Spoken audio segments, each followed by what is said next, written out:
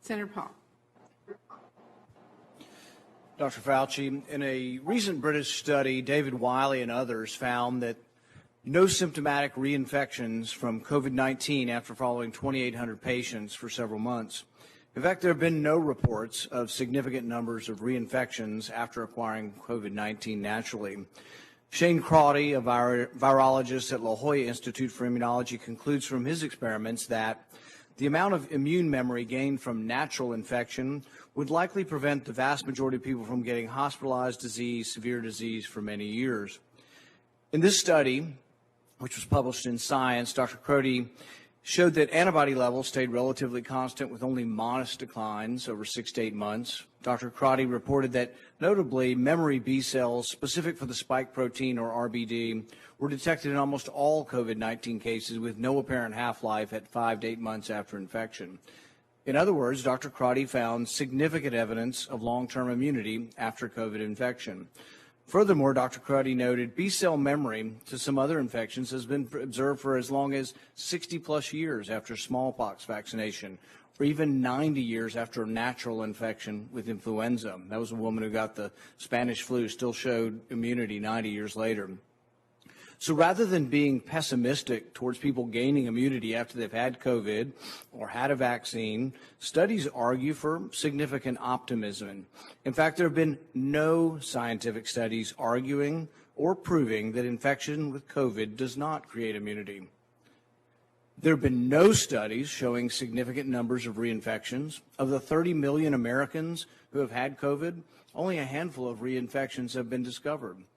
In fact, the New York Times reported last fall more than 38 million people at the time worldwide had been infected with the coronavirus, and as of that date, fewer than 5 of these cases had been confirmed by scientists to be reinfections.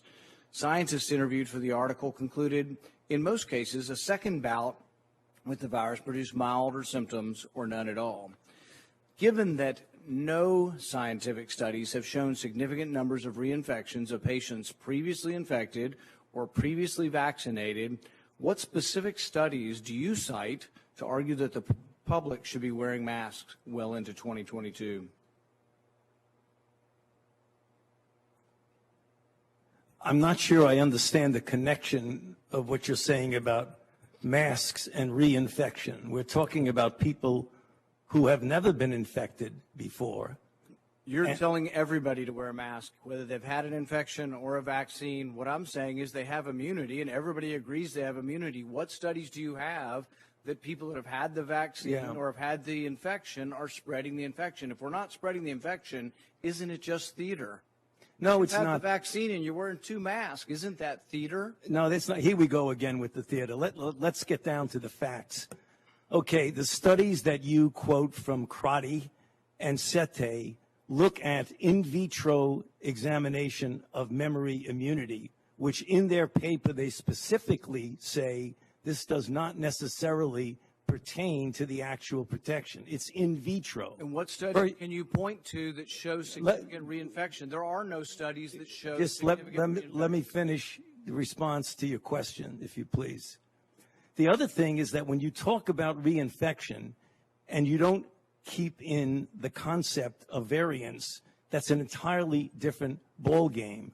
That's a good reason for a mask. In the South African study conducted by J&J, they found that people who were infected with wild type and were exposed to the variant in South Africa, the 351, it was as if they had never been infected before. They had no protection.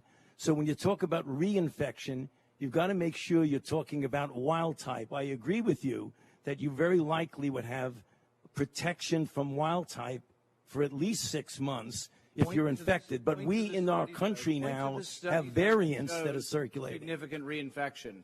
What study shows significant reinfection, hospitalization, and death after either natural infection or the vaccine? It doesn't exist. There is no evidence that there are significant reinfections after vaccine. In fact, I don't think we have a hospitalization in the United States after the 2-week period after the second vaccination. We don't have a death in the United States. You're not hearing what I'm saying about variants. We're talking about wild type versus variants. And now, what proof is there that there are significant reinfections with hospitalizations and death from the variants? None in our country. Zero. Well, because we don't have a prevalent of a variant yet. We're having one. Can I finish? We're having 117 that's becoming more dominant. Policy based on conjecture. No, it isn't based on conjecture. Variants, so you want people to wear a mask for another couple years. No. You've been vaccinated and you parade around in 2 masks for show. No. You can't get it again. There's virtually 0% chance you're going to get it, and you're telling people that have had the vaccine, who have immunity. You're defying everything we know about immunity by telling people to wear a mask who've been vaccinated. No. Instead, you should be saying there is no science to say we're going to have a problem from the large number of people being vaccinated. You want to get rid of vaccine hesitancy? Tell them they can quit wearing their mask after they get the vaccine. You want people to get the vaccine? Give them a reward instead of telling them that the nanny state's going to be there for 3 more years and you got to wear a mask forever. People don't want to hear it. There's no science behind it. Well, let me just state for the record that masks are not theater. Masks are protective. And we have immunity there, theater. If you already have immunity, you're wearing a mask to give comfort to others. You're not wearing a mask because of any science. I totally disagree with you. Dr. Fauci, if you could respond so that we could understand the difference between the virus itself and the variants and the reason for a mask. I'm sorry, ma'am, I can't. If you could respond to the question so that we could all understand the difference between the vaccine in controlling the wild type versus the variants that are out there and the reason for wearing a mask, I'd appreciate it. Yeah, I mean, yes. First of all, when you have a variant, you have an immunity that you get what's convalescent sera and the same sort of thing. If I vaccinate you or me against the wild type, you get a certain level of antibody that's specific for a particular viral strain.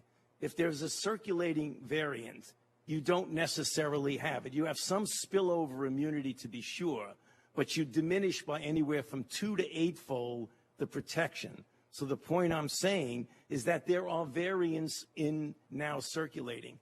The point that Senator Paul was making was that if you look at wild type only, there is some clear-cut credence to what he's saying. But we are living right now in a situation where we're having a dominance of 117, which was the original UK.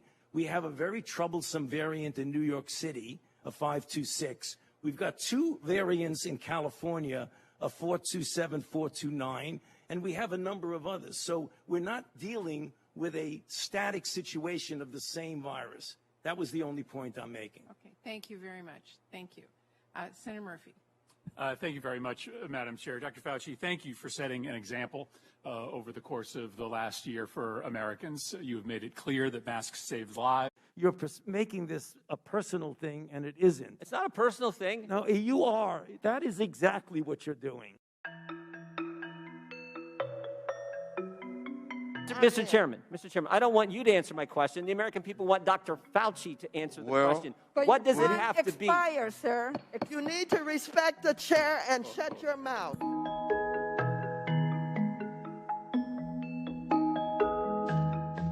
When do we get to the point? What measure, what standard, what objective outcome do we have to reach before Americans get their liberty and freedoms back?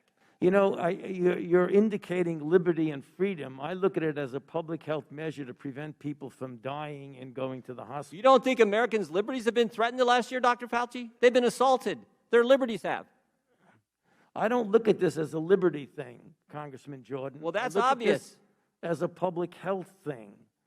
But I disagree with you on that. You think the Constitution is suspended during a virus, during a pandemic? It's certainly not. This will end for sure when we get the level of infection very low. It is now at such a high level, there's a threat again of major surge. Dr. Fauci, over the last year, Americans' First Amendment rights have been completely attacked. Your right to go to church, your right to assemble, your right to petition your government, freedom of the press, freedom of speech have all been assaulted. I mean, for a year now. So I just want to know, when do Americans get their First Amendment liberties back? You know, I don't think anything was censured because they felt they couldn't disagree with me. I think You're making this a personal thing, and it isn't. It's not a personal thing. No, you are. That is exactly what you're doing. No, your recommendations carry a lot of weight, Dr. Fauci. We just had the chair of the Financial Services Committee said she loves you and you're the greatest thing in the world. My recommendations are consistent. Will the gentleman yield?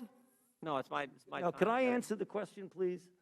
My recommendations are not a personal recommendation. It's based on the CDC guidance, which is And I'm asking the question, underscored. what measures have to be attained before Americans get their First Amendment liberties back? I just told you that.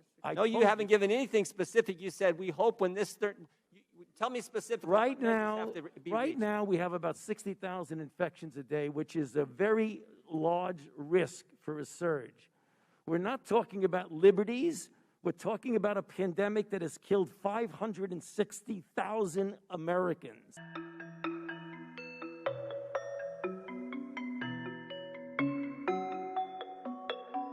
Mr. Chairman, I don't want you to answer my question. The American people want Dr. Fauci to answer the question. What does it have to be? Sir. You need to respect the chair and shut your mouth. Don't worry about it.